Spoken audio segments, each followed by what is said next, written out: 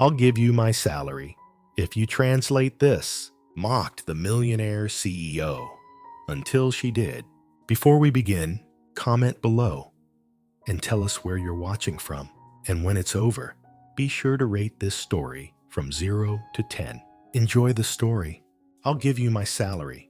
If you can translate this. He said it with a smirk. A millionaire CEO, holding a foreign letter none of his Ivy League staff could decipher. A mop clanked nearby, and a soft voice answered, "Then you better have your checkbook ready." Everyone laughed until the cleaning lady stepped forward and read the entire thing aloud. What she revealed would change everything, especially for the man who thought he'd just humiliated a nobody. "I'll give my entire month's salary to anyone who can translate this," Logan Griffin snapped, tossing a wrinkled envelope onto the polished conference table. The room stilled. Not one of the executives said a word. A few traded glances. Mariana swallowed hard. No one moved. Logan paced, jaw clenched. $150. No. Anyone. A few nervous chuckles slipped out, but no hands were raised. And then, from the back of the room, behind the chrome water cooler, a voice spoke, soft, even unbothered. "I can." Silence fell, like glass shattering. Everyone turned. She wasn't supposed to be there. Not really. She stood with a mop in one hand and a spray bottle in the other. A blue janitor uniform clung to her shoulders, hair pulled back, face flushed from a morning spent scrubbing bathrooms and baseboards. Logan blinked. "You what?" "I can translate it," she said again, stepping forward. Someone near the window laughed under their breath. The cleaning lady had lost her mind, clearly. But Rosie Monroe didn't smile, didn't flinch, didn't ask permission. She walked straight to the table, held out her hand. "May I?" Logan crossed his arms. "You expect me to believe a janitor speaks Basque?" She didn't answer the question, only repeated, "May I see the document?" It beat past. Then two. Something about her, too calm, too certain, made it impossible to dismiss her outright. He handed over the envelope like he was calling a bluff. She took the pages, read in silence, eyes scanning left to right, unhurried, certain. Then she looked up. "This is an inheritance notice," she said. "Someone named Lourdes Garmendia passed away last month. She was your great aunt on your mother's side. You're the only living heir. She left you a property and a sizable amount of money in Bilbao, Spain." A full breath passed. Then Logan laughed, but it didn't sound real. "That's ridiculous." Rosie's voice didn't waver. "You have until 5:00 p.m. today to sign the acknowledgement, or it will be redistributed." Mariana gasped softly and checked her watch. 3:03 p.m. The silence now had weight. Logan grabbed his phone, called the consulate, spoke fast. "Basque, inheritance, name, date." He waited, then nodded stiffly. It was true. He looked at Rosie like she had just cracked open a world he didn't know existed. "I'll pay you," he said. "Name your price." Rosie met his gaze. "I already did." His brow furrowed. "What?" "Your salary for the month," she said, voice steady. 150. Millionaire. He stared at her. "You remembered that." "I remember everything people say," she said, "especially when they think I'm just the one mopping their floors." He reached for his checkbook, wrote the amount slowly, handed it over like it burned. She took it, folded it once, and slipped it into her pocket without looking. "Thank you," she said. Then she turned and walked out, just like that. And for the first time since he inherited a company built on steel and blood, Logan Griffin was left speechless in a room he used to own. Chapter 1. The Woman by the Water Cooler. The check sat in her locker, still folded in half. $150. No loans. It was more than she'd made in 5 years, more than she'd dreamed of making in 10. And yet, Rosie Monroe still showed up the next morning at 6:30 M, just like she had for one. 2 mornings before that. Same uniform, same elevator, same stairs. But now, they looked at her differently. Not quite respect, not quite fear. More like the moment someone realizes the person they ignored all along was quietly taking notes. Rosie didn't care. Let them stare. She had floors to polish, glass to clean, and a son to get home to by 4. Ser 0p. Upstairs, Logan Griffin stood in front of his office window, coffee in one hand. The city stretched out in steel and glass below him. He hadn't slept, not because of the inheritance, not even because of the document she'd translated so effortlessly, but because of her, the way she didn't ask for more than what he promised, the way she held her dignity like a weapon, the way she didn't flinch when the entire room laughed. He'd built an empire on knowing people, but he hadn't seen her coming, and that more than anything bothered him. By mid-morning, he couldn't stand it anymore. He made his way down to the basement, the floor most executives pretended didn't exist. Rosie was organizing spray bottles and relabeling chemical drums with a black marker. Her hands were chapped, her back straight, her focus unshakable. Logan cleared his throat. She didn't look up. "You're early," she said, without turning. "You didn't think I'd show up?" He asked. "I didn't think about you at all." A pause. That same quiet, cutting calm. He exhaled. "Rosie." Now she turned, eyes sharp, measured. He realized something then. Rosie Monroe had no use for men like him. "I want to offer you something. If it's another check, keep it. It's not." He hesitated, then tried again. "I'd like you to work with us, freelance, interpreting, translating. You clearly have the skills." Rosie crossed her arms. "Freelance? Yes. You keep your current schedule, but when we need you, we'll pay you per project. And the condition? There isn't one." She gave a half smile that didn't reach her eyes. "There's always a condition." Logan paused, then confessed. "All right. Just one." "What?" "Let me treat you like a professional, not a janitor, not a miracle. Just someone we need." She studied him, eyes narrowing slightly, then nodded. "Fine, but I don't want pats on the back." "Mr. Griffin." "Logan," he corrected gently. "Mr. Griffin," she repeated.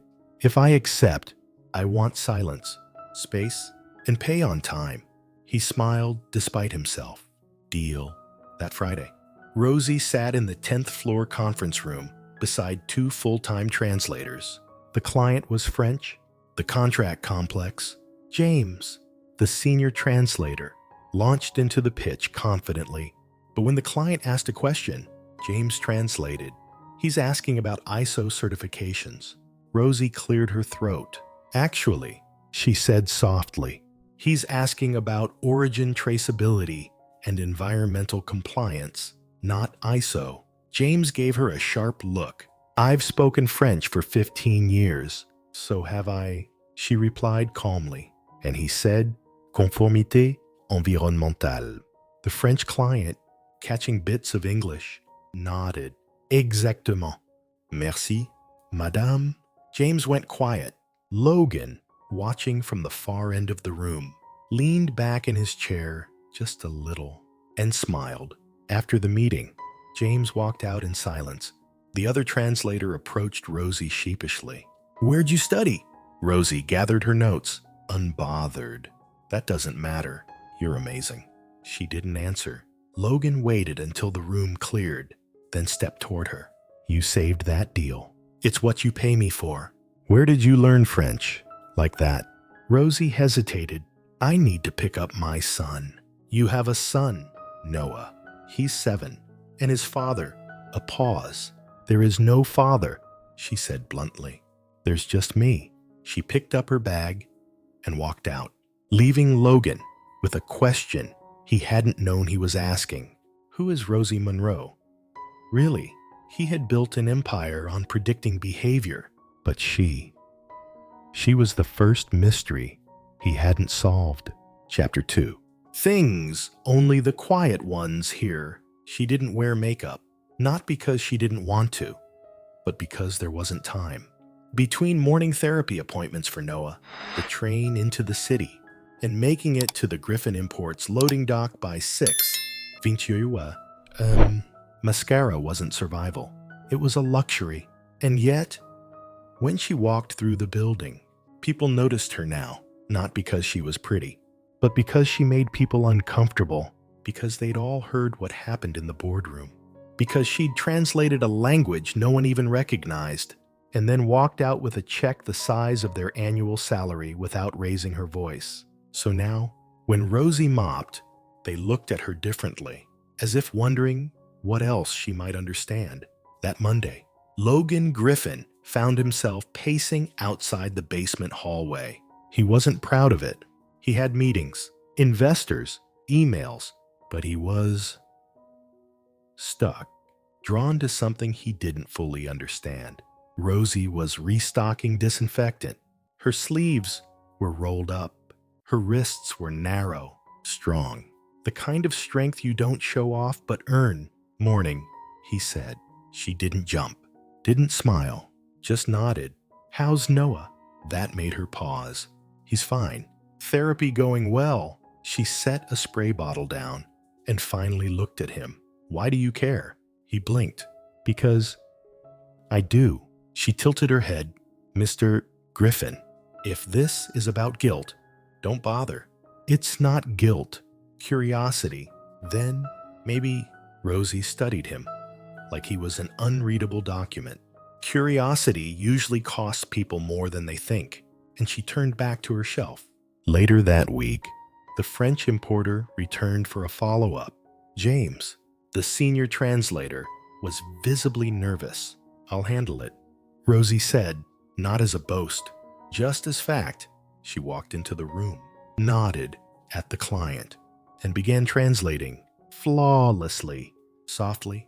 At one point, the client asked about raw material sourcing.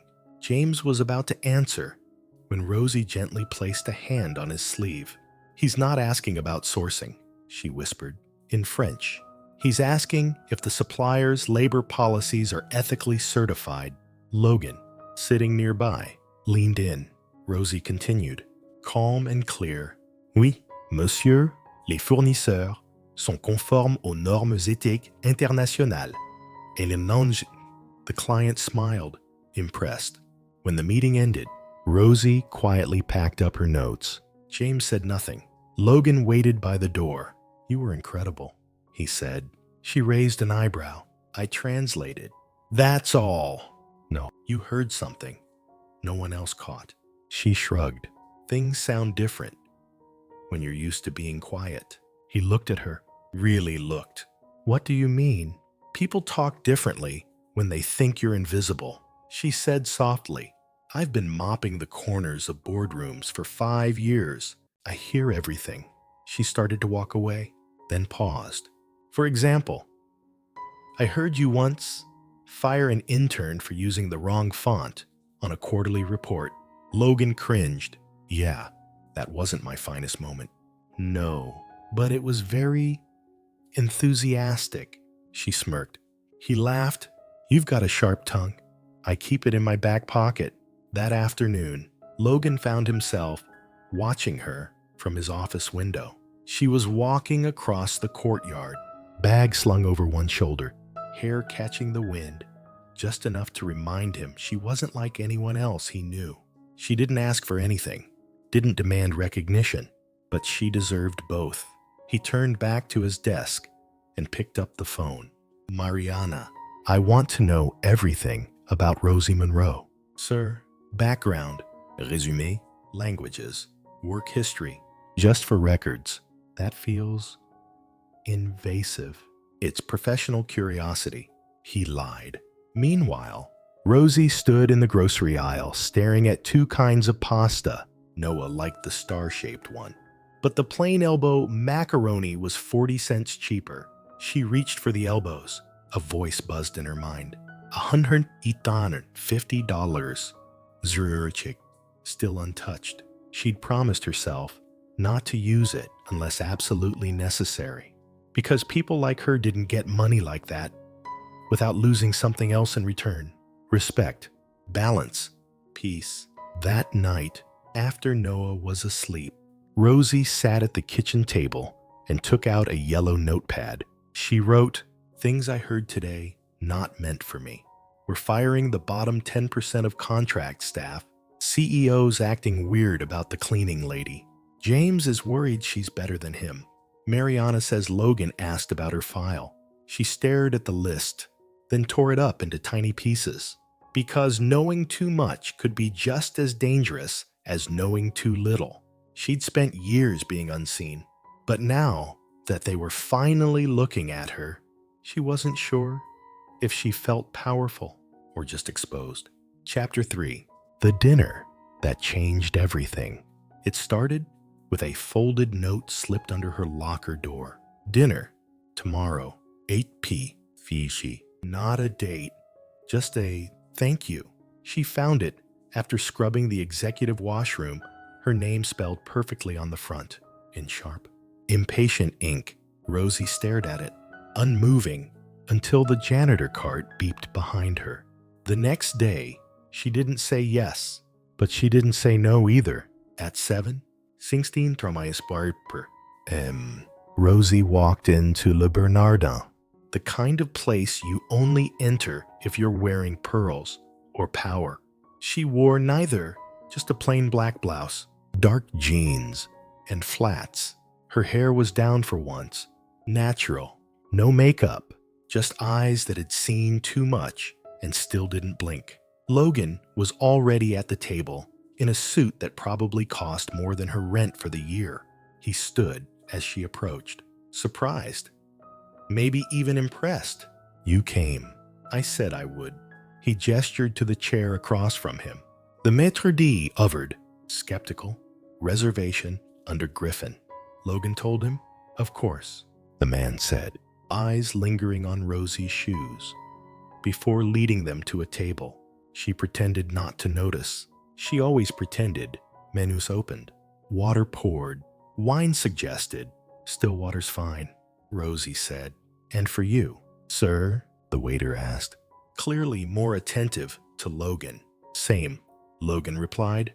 The waiter disappeared. Rosie lifted her eyes slowly. "He didn't write my order down. He assumed you were my assistant. Or worse, he assumed I didn't matter." She didn't say it with anger, just truth. Dinner was quiet at first. Logan asked about languages. She answered simply: French, Spanish, Basque, Catalan, Mandarin. No stories, no bragging. "Where did you study? Northwestern? What was your major?" "Linguistics and life." He smiled at that. That wasn't on the course list. It should have been. By the time the appetizers arrived, she was talking about books, about Borges, about why certain languages carried emotion differently. French softens pain. Spanish sharpens it. English hides it. He watched her, not just what she said, but how she said it, with clarity, with weight, with none of the false modesty his world was built on. Then came the interruption, a woman in heels so high she clicked like a metronome. She passed their table, brushing Rosie's chair just slightly. "Oops," she said, smiling with too many teeth. "Interesting blouse." Rosie nodded politely. "You're not an actress, are you?" the woman asked. "No." "Oh, I see." She walked off with a smirk that said everything without saying it. Logan heard her whisper to her companion, "Escort. Has to be. Look at how she's dressed." Rosie said nothing. Her fork hovered mid-air. Logan stood up, walked to the other table. "Do you have something to say about my guest?" The woman blinked. "Excuse me. You made assumptions. Ugly ones. I don't know what you're talking about. She speaks 6 languages, has 2 degrees, and saved this company $500,000 this month. What do you do?" The woman flushed. Her date looked away. Logan turned and walked back. Rosie watched him with unreadable eyes. "You didn't have to do that," she said. "Yes, I did." I'm used to that kind of thing. Well, I'm not. Silence. Returned to the table. This time, heavier. He reached for his glass. She folded her napkin. Thank you for dinner, she said quietly. Rosie, it's been a long time since anyone stood up for me. She looked out the window. Streetlights flickered over cobblestone. The city shimmered with wealth it rarely shared. And something shifted. Logan reached for her hand without thinking. She didn't pull away. For a breath. Then she did. And he leaned in too fast, too instinctively, and kissed her. It wasn't planned. It wasn't even that good. But it happened. And then, slap. Hard. Echoing. Final. She stood. What the hell do you think you're doing? I'm sorry. That was a reflex. Her voice shook, not from fear, but fury. A rich CEO kissing the poor cleaning lady. Great scene. Very romantic. It's not like that. It's exactly like that. She grabbed her coat and walked out, heels clicking like a verdict. Logan didn't chase her, not because he didn't want to, but because he suddenly realized he had just become the kind of man she'd spent her life avoiding. This chapter burns slow until it doesn't. Rosie's strength is tested. Her poise is fractured. And Logan's first attempt at connection crumbles under his own class blindness. The woman who saves him doesn't want saving, and that terrifies them both. He didn't sleep that night because for the first time in years, he hadn't been rejected. He'd been seen and found wanting. Chapter 4. The woman they fired quietly. The email arrived on a Tuesday morning. No subject line. No explanation. Just one sentence. Please report to HR by 10 Schroer. Lator touchingstories. 00 M. Rosie read it 3 times before folding her phone closed. No panic. No breath held. She knew what this was. And she wasn't surprised. Upstairs, the Griffin Imports boardroom buzzed with nervous energy. James sat beside Mariana, voice low and bitter. She humiliated me twice. She corrected you. That's not the same. She's a cleaning lady with a vocabulary, not a translator. Across the room, one of the VPs checked a spreadsheet. Clients are asking for her by name. We can't let the image slip. We never formally hired her, James added. She's not protected. Silence. Then a dry voice said what no one wanted to admit. She makes the rest of us look bad. Rosie sat outside HR at 9. 59 me. Hands folded in her lap. No makeup. No lawyer. No panic. Just quiet. The receptionist wouldn't meet her eyes. Logan didn't know until 10. Wait years. In 7. Mariana rushed in, breath short. They called Rosie into HR. Why? I don't know. But James is gloating. Logan stood, fast. Stop it. It's already happening. He was gone before she finished the sentence. Inside the HR office, a woman in pearls smiled thinly across the desk. Monroe, thank you for coming. I didn't have a choice. This is simply a formality. Your temporary consulting agreement has concluded. I never signed one. Precisely. Which is why we must ask you not to return. For correcting someone in a meeting. For disruption. Boundary issues. Overstepping. Rosie nodded slowly. She'd been here before. Not this office, but this moment, where people in power dressed fear as policy, where the ones who broke the rules stayed, and the ones who followed them left. Will I be paid for the hours I worked? Of course. You'll receive final compensation by Friday, and my cleaning position also terminated. Effective immediately. Logan burst in mid-sentence. What the hell is this? The HR woman jumped. Mr. Griffin, who authorized this? The board felt it was best. No. You don't get to fire someone for making you feel inferior. He turned to Rosie. She stood calmly, arms crossed. I'm sorry. He said, I didn't know. You do now. Let me fix it. Fix what? That I made men in suits uncomfortable. That I didn't apologize for knowing more than the people above me. She looked him in the eye. You don't need to fix anything. Logan. Rosie. I don't want your pity. She turned to the HR woman. I'll need a written copy of the dismissal for my records. The woman nodded, shaken. Rosie walked out, past Logan, past the people in the lobby who suddenly looked very busy, down the elevator, out the door, head high. She cried in the parking lot. Just one tear, sharp, halt. Then she wiped it away with the back of her hand like it didn't count, because it didn't, not anymore. That night, she told Noah they'd be spending more time together. Why? Mama, because I don't work for them anymore. Did you quit? She paused, then smiled softly. No, I remembered I don't need their permission to be who I already am. Across town, Logan sat in his office, staring at the inheritance document she'd translated, still folded, still marked in her tidy handwriting. He picked up the phone. Mariana, I want everything. Er résumé. Her background, her file, her story, all of it. Why now? Because we just fired the best damn thing that's ever happened to this company. This chapter is quiet rage wrapped in grace. Rosie doesn't scream. She doesn't beg. She walks out like a woman who's been here before and refuses to carry shame that doesn't belong to her. Meanwhile, Logan's world starts shaking, not because she's gone, but because he let it happen. Some women throw chairs, some women throw punches. Rosie Monroe. She walked out and let silence say everything they'd regret. Chapter 5. The file they didn't expect. He didn't expect to cry. Not at his desk, not over a resume. But there it was. A simple manila folder, no embellishment.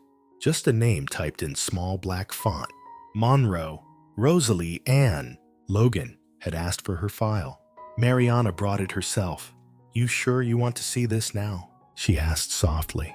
It's just a file, he said. That's what I thought. 2. She placed it on his desk and left. The first page was her resume, short, sparse, deceptively unimpressive. Northwestern University, class of 2011, major, linguistics, minor, education, GPA 3.9, fluent in 6 languages, certified translator in 4, volunteer interpreter for refugee clinics, unemployed for 6 years, current, custodial services, night shift, no cover letter, no boast, no explanation, just truth. The next page was a handwritten reference from a professor. Rosalie Monroe is the most gifted linguistic mind I've taught in 27 years. Her empathy is her brilliance. She doesn't just translate words. She translates souls. Then came a letter from CPS, a note from her son's pediatrician, therapy records, a court transcript. Logan's breath caught when he read the headline. Emergency custody petition. Monroe versus White. The name stopped him. James White. A name that didn't matter in most parts of the world. But to her, it was everything. The transcript told the story in legal terms. She'd gotten pregnant at 23. The father had vanished by 24. When he returned, years later, he wanted custody of Noah, not because he cared, but because he'd found out Noah had inherited a rare aptitude for languages, like his mother. The judge ruled in Rosie's favor because she showed up with proof of stability. Her night job, her parenting plan, her therapy records, her son's progress reports.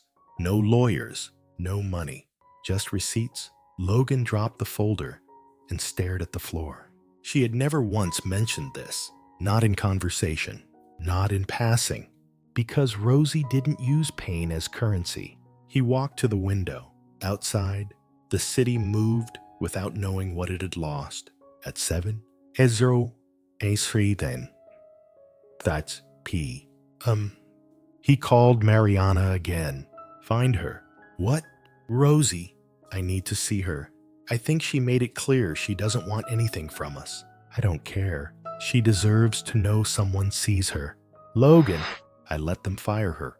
I sat in this office and let it happen because I didn't want to rock the boat. And now, I want to burn the boat. Meanwhile, Rosie sat cross-legged on her living room floor with Noah. They were building a puzzle of the world. Where's Spain? Mama, right here. Is that where the letter came from?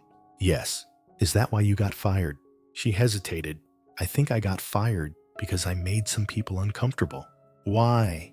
Because I didn't smile when I wasn't supposed to. That's dumb. Rosie smiled. Yeah, baby, it is. Outside, headlights pulled up. She peeked through the curtain. Black town car. Executive plate. She didn't move. Didn't open the door. Didn't need to. Let him wait. In the silence, Noah whispered, Are you sad? Mama. She nodded. A little. You want a hug? She nodded again. And in that moment, Rosie realized something no resume could show. She had already won the life they tried to take from her. This chapter lifts the curtain on Rosie's pain, not through drama, but documentation. Logan finally sees the cost of her dignity, and the audience feels what Rosie never had to say out loud. She didn't fall. She chose to survive. Her file didn't just explain her, it indicted them. And Logan Griffin wasn't sure if he was the man she needed to forgive, or the one who never deserved to be remembered. Chapter 6. The apartment with the broken elevator. The smell hit him before the door opened. Cabbage simmering somewhere in a tiny kitchen, mingling with the faint scent of lavender and steam. No elevators here, just stairs 3 flights up, worn and creaking beneath his polished shoes. She was waiting. No makeup, no apology, just Rosie, wrapped in a towel, a faint smile tugging at the corner of her lips. Noah's laughter echoed from the bathroom. Light and free her world. Her anchor, lost. She asked, eyes sharp, wanted to talk. No thank you. The door nearly closed, but a little boy darted out, shirtless, grinning like the world was his playground. Mama. Is this the man with the shiny floors? Logan knelt, hands outstretched. Hey, buddy, Rosie sighed, surrendering to a 5-minute truce. Inside, the apartment was a world apart, simple, worn, alive. Threadbare couch, stacks of picture books, a drawing pinned to the fridge, a superhero in a suit, cape billowing. That's not me, he said. Nope. That's Noah's version of a hero who stops bad guys from hurting cleaning ladies. A smile broke through her defenses. They sat close. Tea in chipped mugs, the warmth between them more than just from the cup. I didn't want your money, she said softly.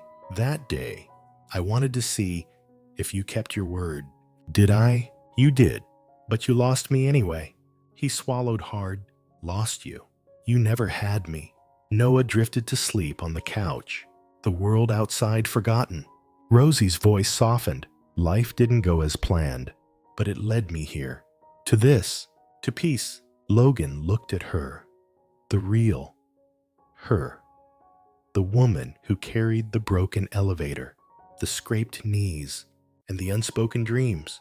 You're not invisible anymore. She met his gaze, steady and fierce. Then stopped treating me like a secret, and with that, the door closed. Outside, the city thrummed, unaware. But for Logan, everything had changed. Chapter 7. The Gala that changed everything. The soft glow of chandeliers wrapped the room in a warm embrace. The hum of hushed conversations weaving through the crowd like a delicate melody. Logan stood tall in his tuxedo, the weight of expectation settling comfortably on his broad shoulders. Across the room, Rosie appeared, elegant, yet understated in navy blue, her poise quietly commanding every gaze. They were co-workers tonight, bound by professionalism, but pulled by something neither dared name aloud. The orchestra began to play soft jazz, notes floating like whispered promises. Logan offered his hand. May I have this dance? Director Monroe, A smile curved her lips, subtle but radiant. "You may, Mr. Griffin." They moved together as if rehearsed for a lifetime. His lead confident, her steps graceful. Around them, couples paused to watch a perfect balance of strength and softness. Logan's voice broke the silence between them. "Do you remember the first time we met?" Her eyes sparkled with the memory. "I remember you yelling about those Basque documents, and me just cleaning the room." He laughed softly. "You were invisible then." She looked down for a moment. "Not anymore." The music slowed, becoming intimate, the world narrowing to just the two of them. His hand found hers. "Can I make a confession?" She tilted her head, curious. "That slap you gave me that night, I deserved it. Completely." Her breath caught. "But it taught me something." He smiled gently. "That you were never just an employee. You were always someone who deserved respect." Rosie's gaze softened. "These months working with you have been the best of my life, not just professionally, but personally." The world outside faded, leaving only their steady breaths and the quiet beating of hearts. As the final notes lingered, Logan stepped back slightly, eyes locked on hers. "I don't want to be just your colleague anymore," she smiled, a mix of surprise and something deeper. "Neither do I." Before they could say more, the master of ceremonies stepped forward, calling Logan to the stage. He glanced at Rosie, who gave a gentle nod. Taking the microphone, Logan spoke with a newfound vulnerability. "When I arrived here, I thought I was here for business," he said, voice steady but warm. "But these past days, I've learned about courage." His eyes found Rosie's in the crowd. Courage to stand for what's right, even when it's hard. To start over after loss. Murmurs rippled through the audience. "True success isn't dollars, it's integrity." He paused. "This woman has changed my life. She has made me better, stronger, kinder." The room fell silent. Logan knelt in front of Rosie. "Rosie Monroe, will you marry me?" For a heartbeat, nothing but stunned silence. Then, laughter and tears mingled on her face. "You're crazy," she whispered. "Is that a yes?" She smiled, eyes shimmering. "We need to talk. Privately." Chapter 8. The Storm That Almost Broke Us. The storm came without warning, like a shadow creeping over a bright day. Whispers turned into rumors, and rumors into a gale no one could ignore. Rosie's past, once hidden beneath quiet dignity, was dragged into harsh daylight. The files leaked. The accusations flew. She's a fraud. Why is a cleaning lady pretending to be a translator? What's she really hiding? Logan watched helplessly as the company he'd vowed to protect turned against the woman who had saved it. At first, Rosie tried to stand tall, face the storm with the same calm strength she'd always shown. But the whispers bit deeper than she'd imagined. The looks, the distance, the thin smiles that never reached anyone's eyes. One afternoon, after a meeting had been abruptly canceled, Logan found her alone in the conference room. Her hands trembled as she clutched a coffee cup. "I'm sorry," she whispered. He shook his head. "There's nothing to apologize for." She looked up, eyes raw. "I'm tired of fighting." "You don't have to fight alone." The boardroom war waged on. Executives demanding her dismissal, clients pulling contracts. Logan pushed back, but the pressure was relentless. Every day felt like walking a tightrope above an endless abyss. At home, Rosie felt the weight in a different way. Noah asked why Mama was sad. She smiled through tears, telling him stories of bravery and hope. "You're the bravest person I know," he said. His words held her steady. One night, after the office lights had dimmed, Logan stood outside Rosie's door. She opened it just enough to let him in. "I'm scared," she admitted. "I'm here," he promised. They sat together, no words needed. In the quiet, love became their refuge. The storm had tested them both, threatened to tear them apart. But in the darkest hours, they found a strength neither had known alone. This chapter dives deep into vulnerability. The storm of judgment and fear nearly breaks them. But love raw and unfiltered becomes their anchor. Sometimes the fiercest storms bring the clearest skies, but only if you hold on long enough. Chapter 9. The grand gesture that wasn't about winning her back. The city lights blurred through the rain-soaked window of Logan's penthouse. Outside, Chicago pulsed with its usual restless rhythm, taxis weaving, late-night chatter, the distant hum of a train. Inside, the silence was heavier than any storm that had battered them. Logan stood alone, staring down at a small velvet box resting on the marble countertop. The kind of box meant to hold promises and new beginnings. Tonight, it felt like a weight of regrets. For weeks, the board's pressure had only intensified. The scandal, the media frenzy, the clients pulling contracts, everything had pushed Rosie and Logan to their limits. Yet, amidst the chaos, Logan had learned something vital. Love wasn't about winning. It wasn't about grand gestures or public declarations. Not anymore. The knock came sharp, breaking the quiet like a sharp breath. Rosie stood in the doorway, eyes wary but steady. She hadn't come to forgive. She hadn't come to reconcile. She came because even in the mess and pain, she was the kind of woman who showed up when it mattered most. Logan didn't reach for the box. He just nodded. "You don't have to say anything," he said. "I'm not asking for forgiveness. Just a moment." She stepped inside, letting the door close behind her. They sat in the living room, the tension thick, but not suffocating. Rosie's gaze drifted to the city lights as she spoke softly. "I never wanted your pity." "I know," Logan replied, his voice steady. "And I never wanted to be your savior." "Good," she said, eyes locking on his. "Because I don't need saving. I needed respect, honesty, partnership." He smiled faintly. "You gave me that. You showed me who I should be."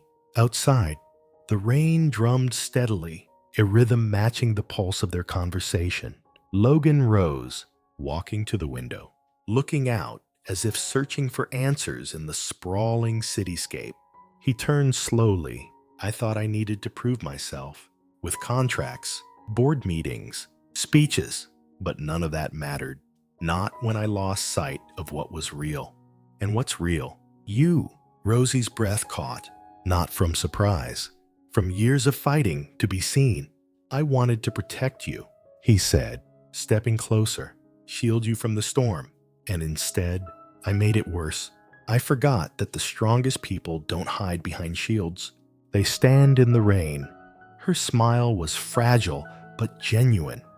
"I don't want to be your project, Logan. I want to be your equal." He reached out, fingers grazing hers. "You always have been." They sat together in the dim light, words becoming unnecessary. The next morning, Logan arrived at Griffin Imports with a plan. He wouldn't just fight the board, he'd change the rules. For Rosie, for Noah, for every person overlooked because of assumptions and fear.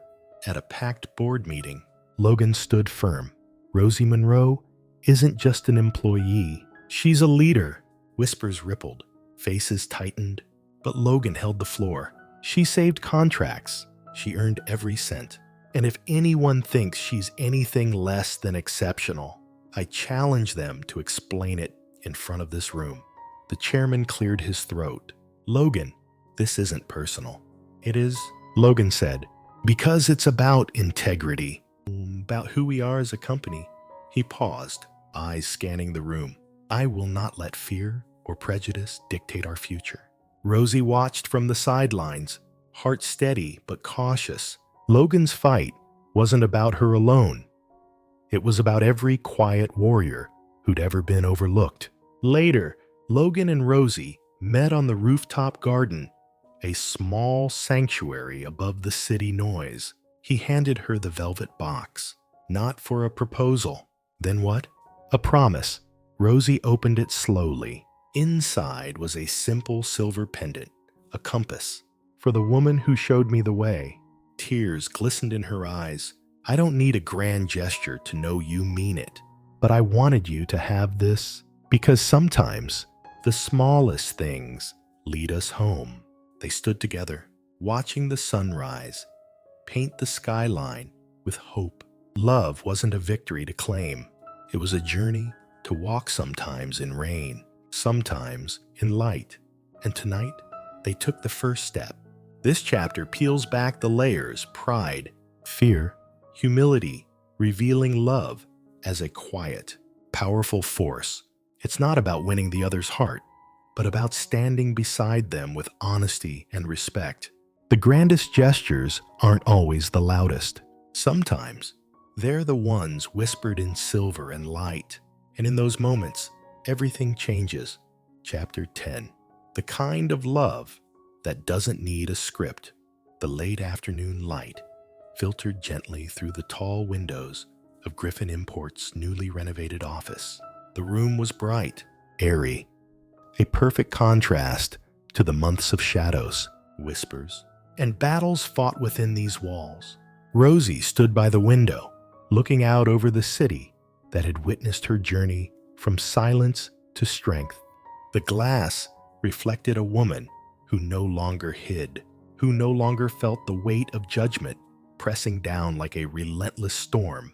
Logan entered quietly, the familiar warmth of his presence filling the space. No grand announcements, no rehearsed lines, just a man who had learned the meaning of patience, humility, and unconditional care. "You ready?" he asked softly. She turned, a small smile lighting her face. Ready for what? To start a new chapter. No scripts, no pretenses, just us. The two walked through the corridors together, their footsteps soft on the polished floors. It was a walk that spoke of partnership, not the theatrical declarations of love, but the quiet, steady promise to be present through every unspoken moment. They entered the conference room, now a hub of energy and collaboration. Rosie took her seat at the head of the table, her calm confidence commanding attention without effort. As the meeting progressed, Logan watched her navigate the complex dance of business with grace and authority.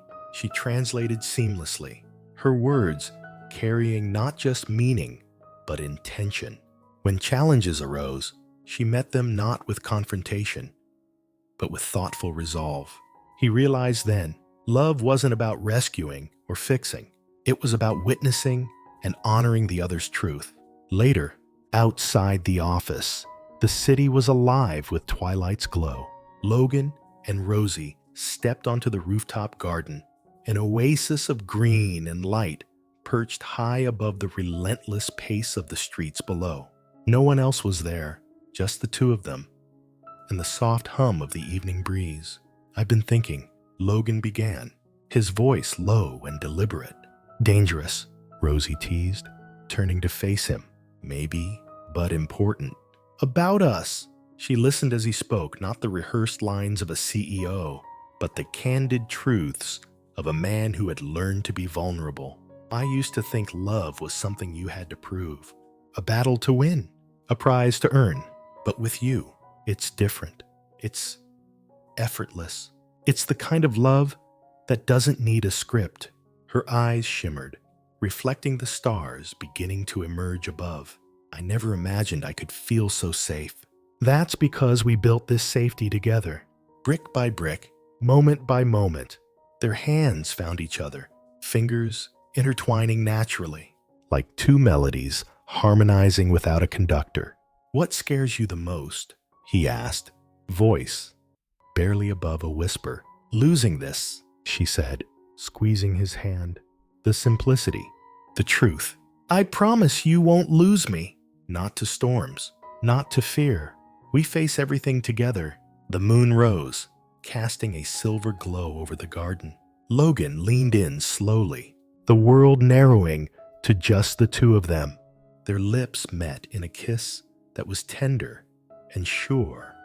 No scripts, no expectations, just the pure expression of a love grown deep in shared trials and quiet victories. Days turned to weeks, and their life unfolded in beautiful, unscripted moments. Noah's laughter filled the halls as Logan coached him on piano lessons. Rosie's voice floated softly as she read bedtime stories, her strength woven into every word. At the office, Rosie led with integrity, inspiring a new culture of respect and inclusion. Logan stood beside her, not above, not behind, but as a partner committed to the same vision. One evening, as the city lights sparkled like scattered diamonds below, Rosie and Logan sat on their balcony, wrapped in a shared blanket. "Remember that first slap?" Logan said with a grin. "How could I forget? Who knew that moment would lead us here?" "Neither of us did." She smiled, resting her head on his shoulder. In the quiet, they dreamed aloud, plans not dictated by fear or past scars, but fueled by hope and shared purpose. "What's next for us?" Rosie asked. "Whatever we choose." Logan replied, "Because this love, it's ours." Unscripted, real. Their story wasn't about perfection. It was about two imperfect people daring to show up fully for each other, day after day. And in that courage, they found the extraordinary. This final chapter captures love, stripped of artifice, a love that grows not from grand declarations, but from everyday acts of trust, respect, and unwavering presence. The greatest story isn't the one told to the world, but the one lived quietly, beautifully between two souls, brave enough to be themselves. True love doesn't need a script. It's the silent moments, the steady hands, the promises kept in the dark. It's messy, real, and utterly worth fighting for. A love beyond words. The city skyline shimmered under a crystal clear sky, a quiet testament to journeys taken and battles won. Logan Griffin and Rosie Monroe had walked through storms few could endure, through pain, judgment, and relentless doubt. And yet, here they stood, not as victors of a fleeting battle, but as partners in a lifelong dance. Their story was never about grand gestures or fairy tale endings. It was about seeing one another fully beyond titles, beyond scars, and choosing love anyway. It was about respect forged in hardship, trust rebuilt from silence, and a fierce, unyielding hope in a world quick to write people off. Rosie showed that true strength is quiet but unbreakable. Logan learned that power without compassion is hollow, and that the bravest thing a man can do is to stand beside a woman who refuses to be invisible. As the sun set behind the glass towers, casting gold across their joined hands, one thing was clear: love, the kind that doesn't need a script, is the kind that lasts forever. What resonates most in Rosie and Logan's story is not the billionaire CEO or the cleaning lady who spoke 6 languages. It's the reminder that every person carries unseen battles. Every soul deserves to be seen, heard, and honored for their true self.